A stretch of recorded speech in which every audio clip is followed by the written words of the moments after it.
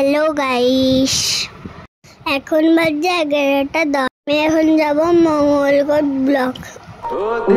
আমাদের ব্লকে রাখি বন্ধন উপলক্ষে অনুষ্ঠান ছিল। আমি কিসের পেট ছিলাম। এই দেখো, এটা আমার নাচ। ভালো লাগে লাইক সাবস্ক্রাইব করে দিবেন।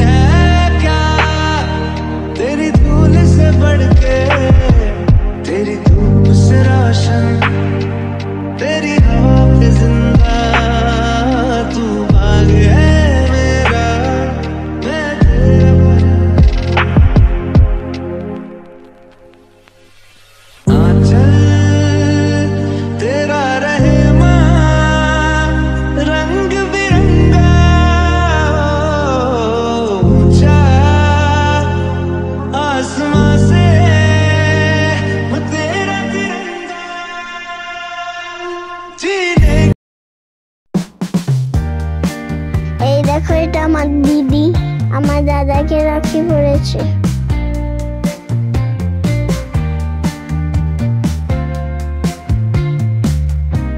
দেখো, এটা আমার আর একটা দিদি আমার দাদাকে রাখি পড়েছে।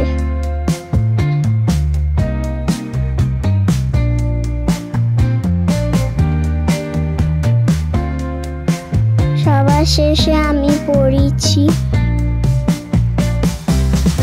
দেখাবে নেক্সট ভিডিও।